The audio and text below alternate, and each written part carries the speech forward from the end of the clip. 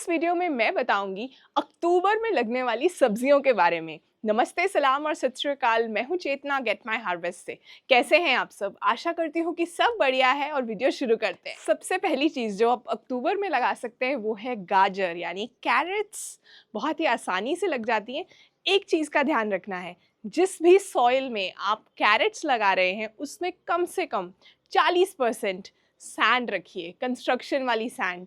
मिट्टी जो है वो वेल ड्रेनिंग होगी और बहुत ही पोरस होगी। बढ़िया से तरीके से मोटी मोटी गाजरें आएंगी, गाजर नीचे तक जा पाएगी।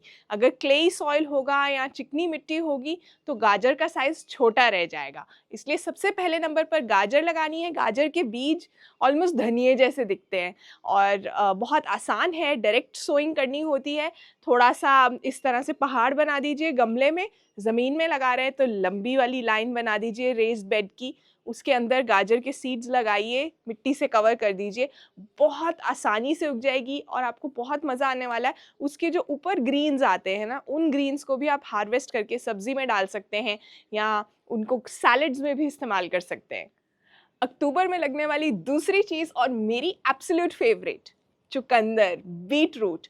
बहुत ही बढ़िया वेजिटेबल है ये उगाने के लिए, स्पेशली ऐसी जगह पर भी जहाँ धूप कम आती है।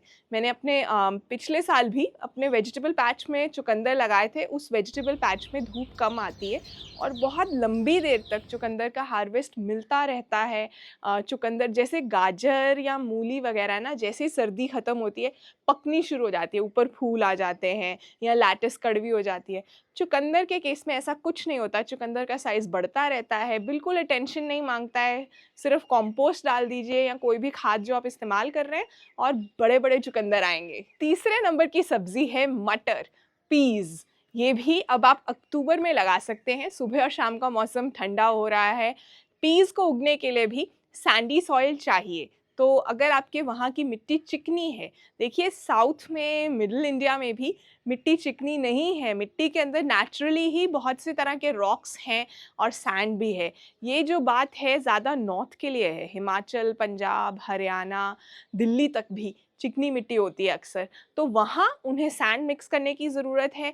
पीज़ को उगाने से पहले क्या करना है? सो करना है। मैंने हमेशा बताया है, मोटे वाले हार्ड कवर वाले जैसे भी जितने भी बीज होते हैं, जैसे कि पीज़ हो गए, बीन्स हो गई, इन्हें पहले सो करना है। भिंडी के बीज को भी अगर आप इन्हें पहले सोक करना है। भिंडी के बीज को भी अगर आप पहले पानी में भिगो दोगे फिर भिंडी उगाओगे, मतलब बीज को सो करोगे, तो जल्दी जर्मिनेशन होती है। उसी तरह से मटर को डायरेक्ट सो करने की बजाय पहले सोक कर लो एक रात पहले, फिर अगले दिन सुबह आप करोगे तो देखना मटर कैसे जर्मिनेट होंगे।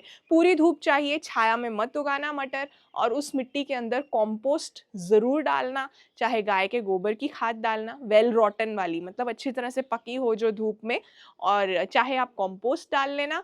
पूरी धूप में उगाना और जैसे ही पौधा थोड़ा इतना साइज़ का हो जाएगा ना, 8 से 10 सेंटीमीटर का, तो उसके लिए ट्रेली का अरेंजमेंट करना, मतलब उसको सपोर्ट करना है ना, तो चाहे कोई स्टिक्स सेट करो या पीछे नेट लगाओ, ताकि बढ़िया से तरीके से वो फैल पाए और फिर ज़्यादा से ज़्यादा फूल आएँ और फिर ज़्यादा से ज़्यादा मटर आएँ। चौथे नंबर पर जो चीज़ आपको उगानी है वो है बीन्स, फलियाँ। सब तरह की फलियाँ। इस वक्त फ्रेंच बीन्स भी उग रही हैं, लीमा बीन्स, और भी सब तरह की जो लोकल लैंग्वेजेस में अलग-अलग नाम हैं। फली बहुत जल्दी उग जाती है इस वक्त और हार्वेस्ट बहुत जल्दी मिलता है। तो इनका साइकिल आपको पता है, इसके बारे में जब पढ़ते हैं हम, तो ऐसा कहा जाता है कि ये हंगर साइकिल को ब्रेक करने के लिए बहुत अच्छा क्रॉप है, क्योंकि सीरियल्स से ज़्यादा जल्दी ये पकता है, कोई महीनों नहीं लग जाते। ऑलमोस्ट 15-20 दिन के अंदर आपको फ्लावरिंग और फ्रूटिंग शुरू हो जाती है। तो बीन्स लगानी है। बीन्स के सीड्स भी आप पहले सोक कर लीजिए एक रात पहले, फिर उन्हें लगाइए। बीन्स का और भी फ़ायदा है, आपके जिस कंटेनर में या गमले में आपको और कोई भी पौधे लगाने हैं ना, उससे पहले बीन्स लगा लेंगे ना, तो एटमॉस्फेरिक नाइट्रोजन फिक्स होती है, सॉइल की फर्टिलिटी बढ़ती है, आपकी जो मिट्टी है वो ज़्यादा उपजाऊ हो जाएगी। अभी कुछ ही दिनों पहले मैं विहान को ड्रॉप करने जा रही थी उसके स्कूल, तो रास्ते में मैंने देखा कि खेत के अंदर बहुत से सीड्स लगाए जा रहे थे। तो मैंने उनसे पूछा, आप क्या बोल रहे हो? तो उन्होंने कहा फलियाँ। तो पूरे खेत में इस वक्त जो है ना इतने इतने साइज़ के फलियों के पौधे हो गए हैं ऑलमोस्ट हफ्ते के अंदर ही।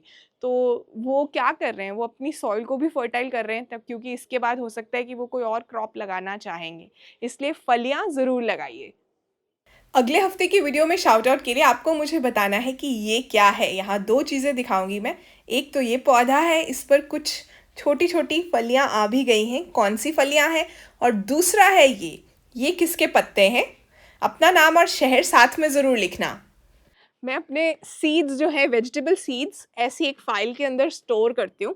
ये देखो, इसके अंदर इस तरह से जब खुल जाता है तो इसमें लीव्स हैं, मैं आपको दिखाऊंगी अभी क्लोजअप से भी। उसके अंदर सीड पैकेट्स हैं, ये देखो। और कुछ सीड्स जो पिछले साल के संभालती हूँ वो मैं एयर टाइट कंटेनर्स में रखती हूँ। तो सीड्स को लेना और फिर उनको कैटेगराइज कर पाना। अब ये सब्जियों वाली फ़ाइल है, अब मेरा मन है कि विंटर और समर वेजिटेबल्स वाली फ़ाइल अलग हो जाए, एक फ़ाइल फ्लावर्स की है।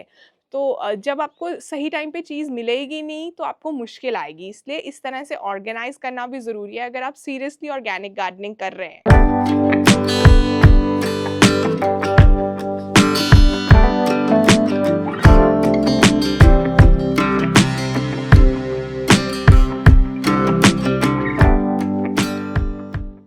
नंबर 5 पर है शलगम। शलगम यानी टर्निप। आपने पिछले साल की मेरी हार्वेस्ट की वीडियोस देखी होंगी तो उसमें आपने देखा होगा बहुत सा शलगम मुझे मिला था, बहुत ही सुंदर पर्पल रंग का शलगम बाहर से जो होता है। बहुत आसान है उसे भी लगाना। थोड़े रेस्ड बेड्स बनाएंगे या कंटेनर्स में लगाएंगे तब भी बहुत बढ़िया से चलेगा। पूरी धूप में उगाइए। शलगम चुकंदर की तरह बहुत लंबी देर तक हार्वेस्ट नहीं देता, पकना शुरू हो जाता है तो उसके पकने से पहले आपको उसे हार्वेस्ट करना है। अभी पकने की बात क्यों करनी है, अभी तो आपने शुरुआत करनी है। तो बीज जो है डायरेक्टली सो करने हैं, छोटे छोटे सीड्स होते हैं शलगम के भी, लगाना चाहिए ये भी मुझे लगता है। 5वें नंबर पर है शलगम, टर्निप। नंबर 6 पर है मूली यानी रैडिश। रैडिश आप सितंबर से लेकर फरवरी मार्च तक भी लगा सकते हैं, डिपेंडिंग कि आपके वहाँ का मौसम कैसा है। बट ओवरऑल जो ये सब्जियां मैं आपको अक्टूबर के लिए बता रही हूँ ना, ये आप कहीं भी रहते हैं ना इंडिया में तो ये सब्जियां आप लगा पाएंगे। तो रैडिश को कैसे लगाना है, डायरेक्टली सो करना है सीड्स को, रेस्ड बेड बना दीजिए, थोड़ा सा पहाड़ बनाकर फिर सीड लगाइए। ज़्यादा बढ़िया तरीके से सीड जर्मिनेट होता है, वो वाली मिट्टी थोड़ी ज़्यादा वार्म होती है एज़ कम्पेयर टू जो नीचे कंटेनर में रह जाती है। मूली का 3 से 4 बार हार्वेस्ट मिल जाता है सर्दियों में। आप सभी को पता ही है, रेड राउंड वाली छोटी मूली मेरी फेवरेट है क्योंकि हर महीने हार्वेस्ट दे सकती है। अभी सीड लगाओगे ना, अभी सितंबर एंड हो गया है, आज अक्टूबर फर्स्ट वीक है, तो आपको अक्टूबर 30 से पहले हार्वेस्ट मिल जाएगा रेड राउंड वाली मूली का। आपको मैं वेजिटेबल के सीड्स का लिंक इस वीडियो के फर्स्ट कमेंट में शेयर कर दूंगी, सो डोंट वरी। आपको ऑनलाइन ऑर्डर करने हैं तो आप वहाँ से मंगा लेना। रेड राउंड रेडिश के सीड्स का लिंक भी मैं शेयर कर दूंगी। तो 6 नंबर पर है मूली। नंबर 7 पर है लैटिस यानी सलाद पत्ते। अब आप उनके सीड्स प्रॉपरली बाहर आउटडोर्स में लगा सकते हैं। पिछले महीने मैंने आपसे कहा था कि दोपहर में बहुत गर्मी है तो फिर आपको घर के अंदर स्टार्ट करने पड़ेंगे, अब आसानी से बाहर स्टार्ट कर सकते हैं। फिर भी अगर कहीं ऐसा हो जाए, क्योंकि ग्लोबल वार्मिंग भी है, एक्सट्रीम क्लाइमेट जो है इवेंट्स होते हैं, एक्सट्रीम वेदर इवेंट्स होते हैं, तो हो सकता है दोपहर में बहुत ज़्यादा गर्मी फिर से आए बीच में, तो आपको शिफ्ट करना पड़े अपनी सीड ट्रे को। बट ओवरऑल अब इससे देरी नहीं की जा सकती। लैटिस लगा लीजिए, सीड सोइंग कर लीजिए उसकी। डायरेक्ट सोइंग करनी है, मतलब ट्रे के अंदर, डायरेक्ट सोइंग कंटेनर के अंदर नहीं चलेगी बात। पहले ट्रे या कप में लैटिस के सीड्स लगाइए, फिर उसके बाद वो सैपलिंग को शिफ्ट कीजिए किसी गमले, कंटेनर या सॉइल के अंदर। तो लैटिस, रेड लैटिस भी आती है, ग्रीन वाली ग्रीन लीफ लैटिस भी आती है। मैं कुछ सीड लिंक्स नीचे शेयर कर दूंगी तो आप उन्हें वहाँ से भी मंगा सकते हैं। नंबर 8 पर है गोभी यानी कॉलीफ्लावर। कॉलीफ्लावर के सीड्स अब लगाए जा सकते हैं बहुत कॉन्फिडेंटली। कुछ लोगों ने, स्पेशली पंजाब में, लोग क्या करते हैं कि मंडी से सीडलिंग्स ले लेते हैं। तो गोभी के और ब्रोकली के सीडलिंग्स लगा लिए थे, लेकिन उन्हें बचाना बहुत मुश्किल होता है। अगर आप सितंबर में वो सीडलिंग्स लगा रहे हो ना, तो क्या करते हैं फिर उसके बाद उस पे केमिकल स्प्रेज़ करते हैं, क्योंकि हेरी कैटरपिलर और बहुत से कीड़े-मकोड़े होते हैं। जब ठंड आती है तभी वो मरते हैं, उस टाइम तक ख़त्म हो जाते हैं। तो अब टाइम है कि आप गोभी उगा सकते हैं, बिना केमिकल्स के, बिना स्प्रेज़ के आपको हार्वेस्ट मिल पाएगा। गोभी के सीड्स भी पहले ट्रे में उगा लीजिए, ट्रे का लिंक भी नीचे मिल जाएगा। फिर उसके बाद वो सैपलिंग्स को ट्रांसफ़र कीजिए, नहीं तो अपनी लोकल मंडी में, क्योंकि गोभी, ब्रोकली के, लैटिस के भी सीड्स से सो करने के लिए पेशेंस चाहिए, टाइम लगता है, छोटे-छोटे पौधे होते हैं। तो आप लोकल सब्ज़ी मंडी में ज़रूर, कुछ शॉप्स होती हैं जहाँ सीड स्टोर्स होते हैं, वहाँ ही वो पौध भी बेचते हैं। वहाँ से आप पौध ले लीजिए, ताकि आपको गोभी या ब्रोकली जो है अपने घर में उगी हुई मिल तो पाए, नहीं तो सीड के चक्कर में बहुत देर ना हो जाए। नंबर 9 पर है ब्रोकली। गोभी से सिमिलर है, सीड भी सिमिलर दिखता है, ग्रोइंग पैटर्न भी सिमिलर है। गोभी में लेकिन ज़्यादा जल्दी हार्वेस्ट आ जाता है, ब्रोकली में थोड़ी लेट आता है। ब्रोकली ऑलमोस्ट अभी लगाई हुई ब्रोकली जो है मार्च के करीब जाकर बहुत सा हार्वेस्ट देती है, फेब एंड में शुरू हो जाता है। तो ब्रोकली के साथ पेशेंस चाहिए, पूरी धूप चाहिए। ब्रोकली की भी पौध लेकर आ सकते हैं, नहीं उगाना है उसे बीज से तो लोकल सब्जी मंडी से, कई बार प्लांट नर्सरीज में भी फुल जब सीजन होता है ना, सर्दी आ जाती है, तो ब्रोकली के सैपलिंग्स मिलते हैं। नंबर 10 पर है पक चॉय। नहीं सुना? कुछ लोगों ने मुझसे पूछा भी था कि पक चॉय कब उगा सकते हैं? अब टाइम है। बहुत सी चाइनीज़ डिशेज़ में या स्टर फ्राइज़ में ये लीफ़ी ग्रीन का इस्तेमाल होता है। इसका लिंक मैं नीचे दे दूँगी। बहुत इंटरेस्टिंग सा फ्लेवर होता है इसका। पक चॉय मैंने भी कुछ साल से नहीं उगाई है। बीच में उगाई थी 2-3 साल पहले, लेकिन उसके बाद से नहीं उगाई। आप उसके सीड्स इस वक़्त सो कर सकते हैं और आपको वो सब्ज़ी देखकर समझ आ जाएगा कि पक चॉय क्या है। उसे स्टीम करते हैं या स्टर फ्राई करते हैं, बहुत अच्छा फ्लेवर आता है। नंबर 11 पर जो चीज़ें आप अक्टूबर में लगा सकते हैं, सितंबर, अक्टूबर, नवंबर, दिसंबर, जनवरी, फरवरी, मार्च तक भी लगा सकते हैं, वो है लीफ़ी ग्रीन्स, पालक, मेथी, धनिया। आप ज़रूर लगा सकते हैं। और भी बहुत तरह के लीफ़ी ग्रीन्स आजकल आने शुरू हो गए जिनके सीड्स मिल रहे हैं।